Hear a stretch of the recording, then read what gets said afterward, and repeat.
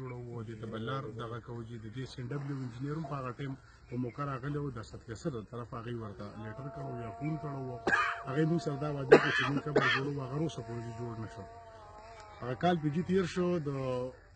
غم خو اسم غمي خو هغه بارانونو په وجه باندې قبر ته نقصان ورسېد بیا یو کال پسې موږ خپله جوړ کړو خو دا وعده هم نه پوره کړې بله د هغې وعده دا وه چې د حامد حسین وایف به موږ پرمایل کوو سپیشل د کیس ته به موږ سپیشل نظر باندې ګورو د هغې په ورځو د صدقې سر آفس ته هم تلم ما سره ډېره په بدتمیزۍ بلکل ما سره میلاو شوی دی ما ته فایل مخامخ راووسته چې دا وزیر اعظم نشي کولی ما ورته د عمران خان هغه بیان وښود ما چې بهی ته په قانون نه پوهېږې که ستا لیډر په قانون نه پوهېږي چې تاسو وینې د کېږي نو بیا ولې موږ ته دروغ ولوي هغه وعده هم پوره نه شوه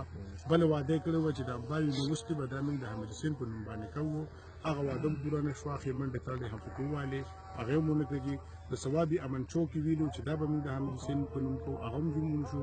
د دې نه علاوه د حامد حسین باچا خان یونیورسټۍ سره د ایچ ای سي په تر باندې اګریمنټ شوی و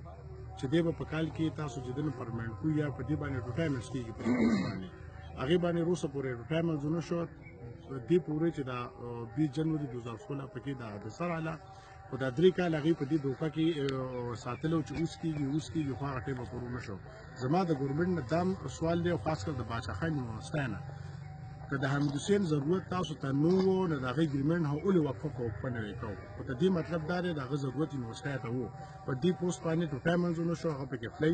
ولیکل نه کړی په هغې کې چې دنه د هغې اګریمنټ چې کوم شوی دی هغه هم چې څه پوره ونه شو یا د هغه پنسن 60 ساله یا دغه تنخواه یا دغه وړو ته څه